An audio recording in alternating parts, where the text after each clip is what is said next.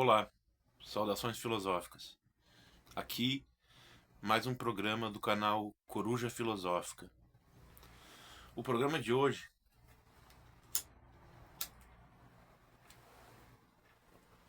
terá como título A saída de Schopenhauer ante a muralha epistemológica de Kant. Pode parecer para algumas pessoas um pouco complicado, mas já vai se tornar bem claro o que quer dizer isso. Bom, primeiro algumas palavras sobre Immanuel Kant, né? Sobre o pensamento de Immanuel Kant. Immanuel Kant foi a pessoa que propôs a crítica do conhecimento, da consciência, a crítica da faculdade de conhecer, que é a inteligência. E nessa crítica, ele chegou à conclusão de que nós não temos o acesso às coisas como elas são.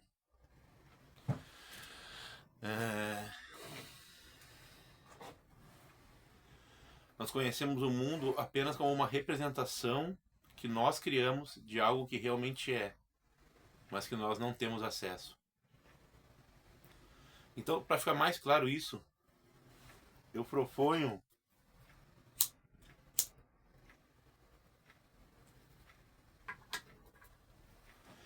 eu vou explicar com uma metáfora do Jostein Garner, que foi o autor do Mundo de Sofia, um livro de história da filosofia que ficou muito conhecido e eu considero um livro bom para a história da filosofia, assim, para iniciação, né? E o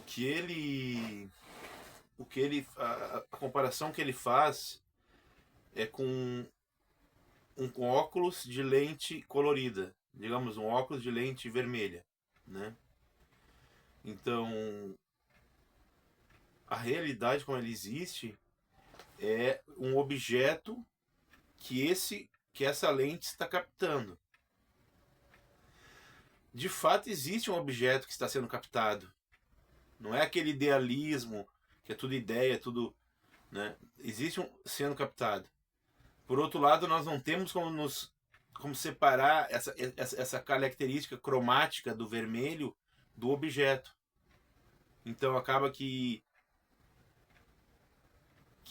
a gente ao absorver o mundo e ao compreender o mundo, a gente acaba, além de assimilando, a gente acaba somando algo a isso.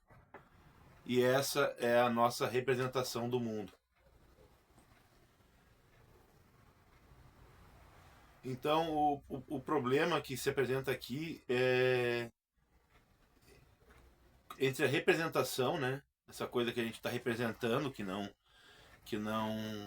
existe fora da nossa subjetividade, e o noumenon, ou númeno, noumenon em latim, que é a coisa em si, ou seja, a coisa para além das nossas representações. Para Kant, a gente não tem como conhecer as coisas para além das nossas representações. A gente sabe que as coisas existem, mas não temos como conhecê-las diretamente para além das nossas representações. Esse é o muro de Kant, a muralha. Porque ele percorre um caminho epopeico de análises, com uma rigorosidade, com uma profundidade, com uma lucidez, e ele percorre aquilo durante tantas páginas. Quando chega no final, ele diz: tá, agora mais que isso eu não posso dizer. Ninguém pode dizer. Ou seja, como a coisa é em si. No caso, ele também não era um idealista no sentido de dizer que tudo era o subjetivo, a ideia. Isso ele chamava de idealismo problemático. E o principal representante seria o Berkeley, um filósofo irlandês.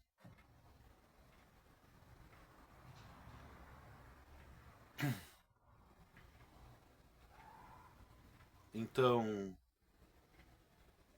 esse esses princípios do entendimento, que são essas qualidades que se tem para conseguir entender as coisas, né? A lente vermelha, entende? Essa lente vermelha são os princípios do entendimento. Então eles são separados em 4 tipos: quantidade, qualidade, relação, modalidade. Então, por exemplo, relação pode ser causa e efeito. Quantidade pode ser unidade, multiplicidade, totalidade, né? E cada um desses vai tendo vários desses, até chegar a 12 princípios, 12 modalidades desses princípios, que são o mesmo número de princípios da consciência, da racionalidade, que Aristóteles colocava, né? Então, voltando a dizer, a muralha dos princípios do entendimento para um conhecimento icástico. Icástico é aquele conhecimento que é das coisas como ela é, totalmente com a propriedade total dela. Esse conhecimento para Kant, como eu já disse, é impossível, a gente não consegue chegar a esse conhecimento. Porque os nossos próprios princípios do entendimento, né, ou aquela metáfora da lente, né, o nosso próprio olho, a nossa própria lente, ela já altera como as coisas são, a percepção das coisas, né, uma percepção icástica. Passa a ser uma percepção representativa. A gente tem uma representação, né, que acontece a partir dessas ideias de princípios do entendimento, né. Depois tem as analogias do entendimento e a dialética do entendimento, mas aí já é outra, mais aprofundando a coisa. Então, tá ali, né, os limites são inerentes à própria crítica do conhecimento. Quando você avalia o conhecimento, você vê que ele tem essas limitações, né, para Kant. E esse ponto no qual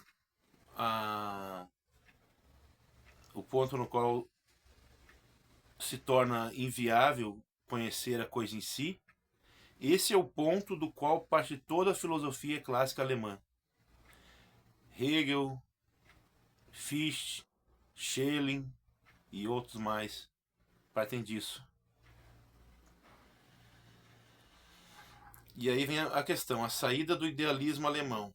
A saída do idealismo alemão com Hegel, Fichte, Schelling é a saída pelo conceito do eu ou da consciência, né? Então você tem uma saída pela ideia assim de que a partir da experiência da consciência eu vou chegar à coisa em si. Eu coloco aqui uma brincadeira que é a perspectiva inglesa e a perspectiva alemã, né? Quando você fala de onde parte o conhecimento, o inglês diz parte do objeto que é absorvido pela consciência. A velha ideia de Locke, né, da tábula rasa, né, de uma coisa que uma argila que é marcada, e a consciência é uma argila e o objeto marca ela e imprime uma forma, né? Então, enquanto que a perspectiva alemã, talvez até desde antes de Kant, né, mas principalmente depois de Kant, e ainda mais com Hegel, Fichte, Schelling, é a perspectiva de que a primeira experiência que eu tenho é com o meu eu. Eu não posso prescindir disso, senão a minha análise filosófica vai estar defeituosa. A primeira experiência é a experiência com o meu eu. A primeira experiência da minha consciência é com ela mesma. Isso me parece uma aporia, né? Os dois parecem ter razão e é difícil decidir. Acaba que você tem que decidir, se você quiser pensar filosoficamente, praticar a filosofia, escrever, ler, você tem que decidir por isso. Porque não dá também para ficar sem decidir, você tem que decidir de alguma maneira. Eu decidi com a filosofia alemã já, né? Já há muito tempo, desde sempre, na verdade. Mas a aporia é aquela coisa que você tem duas saídas e as duas parecem igualmente corretas. Resta uma decisão até certo ponto aleatória. Entretanto, como o sujeito já tem uma história, já tem outras características da sua mente, da sua história cognitiva, da sua consciência, da sua leitura. Isso é que vai levar talvez à decisão dentro dessa aporia. Então, aí vamos para a saída de Schopenhauer. A saída de Schopenhauer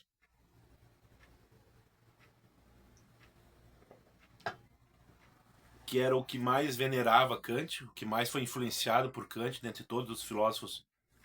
Eu acho dos grandes filósofos que ele influenciou foi o que realmente assim, né, via ele como um mestre. Também as críticas dele no texto Crítica da Filosofia Kantiana, né? É muito bom porque é uma crítica de quem admira, mas ele faz críticas muito agudas.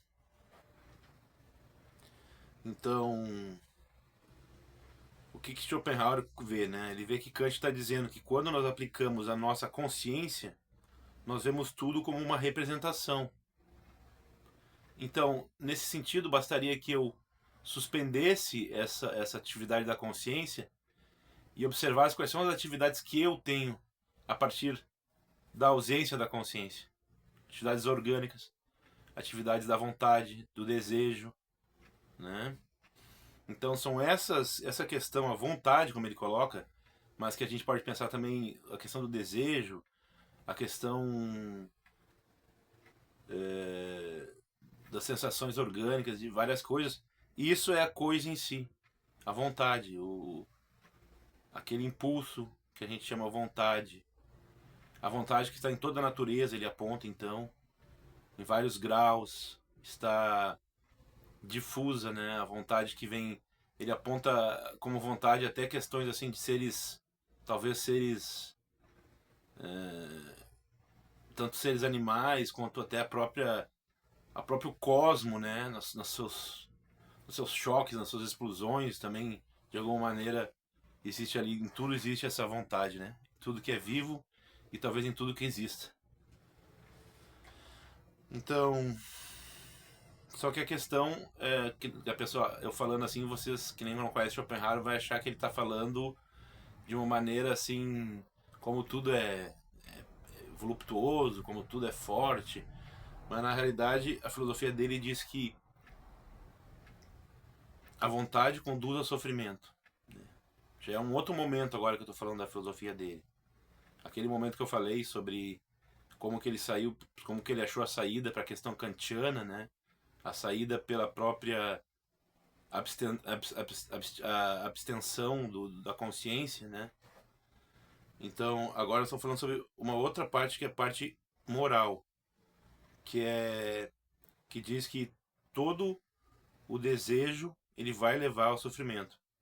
Para explicar isso, eu uso uma frase budista que ele foi muito influenciado pelo budismo, talvez entre os grandes filósofos do século XIX e antes, muito ainda mais antes, ele foi o mais influenciado pelo pensamento do Extremo Oriente, porque muito antes disso não existia nem as traduções, você não tinha como estudar, só se você fosse pessoalmente lá estudar, né? Então, a frase é: a consciência é intermitente, mas apresenta-se como contínua. E o desejo é contínuo, mas apresenta-se como intermitente. Eu vou repetir. A consciência é intermitente, mas apresenta-se como contínua. E o desejo é contínuo, mas apresenta-se como intermitente. No sentido de que a vontade vai sempre ser levada ao sofrimento, porque a vontade nunca é realizada. O desejo nunca é realizado. Vai ser levado. O caminho de todo desejo é a necessidade. Né? Então, é você ser frustrado. Então, como o mundo todo para Schopenhauer é vontade, é desejo, ele é realmente o filósofo pessimista por excelência. Então, nesse sentido, a única maneira que ele vai encontrar de achar uma saída moral para isso é a superação do sofrimento pela experiência estética. Então, quando você está diante de um conflito controlado dentro de uma questão literária, você está vivendo aquele conflito, você está de fora como espectador, que é o que os hindus também falam, né? Ser um espectador, e você está de fora e observe, vive, mas sem estar comprometendo o seu desejo, a sua. Então, essa experiência seria a experiência de realização possível, a experiência estética, né? A experiência com como espectador das artes, como fazedor de arte, mas também uma experiência estética no sentido, acho mais, eu diria, na minha visão, assim, mais amplo, né? De você ver a vida humana de uma maneira estética, você vê a existência de uma maneira estética, né? Por isso que apenas a arte, né? Para Schopenhauer, apenas a arte pode redimir o homem do sofrimento.